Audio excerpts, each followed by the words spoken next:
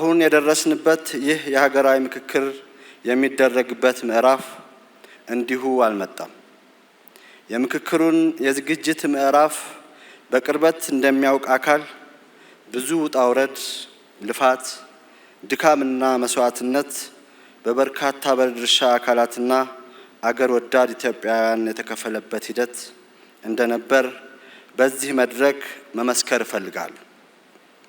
በመሆኑም ሁላችሁም ይህንን ሂደት በመምራት እዚህ እንዲደርስ ኃላፊነቱን የተወጣውን የኢትዮጵያ ሀገራዊ ምክክር ኮሚሽኑን እና ኮሚሽነሮችን እንዲሁም መንግስትን ጨምሮ አዎንታዊ ሚና የተጫወቱ አካላትን በሙሉ እንድታመሰግኑልኝ በታላቅ አክብሮት ጠይቃለሁ።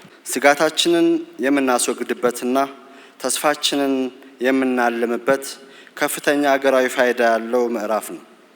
ሀገራዊ ምክክር ከስሙ እንደምንረዳው መናገር ብቻ ሳይሆን መመካከር፣ መደማመጥ፣ መግባባትና የጋራችንን መወሰን፣ የወደፊት ራዕይ መተለምና የጋራ የነገ ኢትዮጵያን መገንባት ነው።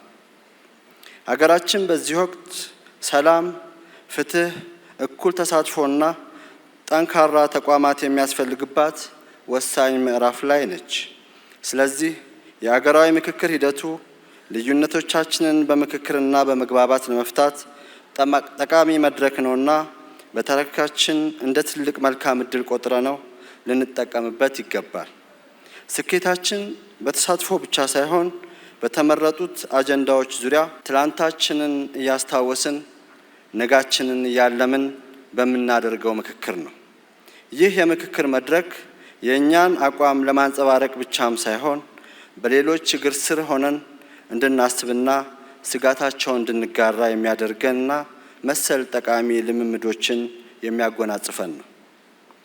በዚህ መተማመንን እንገነባለን፣ ዘላቂ ሰላምን እናረጋግጣለን፣ ሕዝባችንንና ሀገራችንን ከተጋላጭነት እናወጣለን።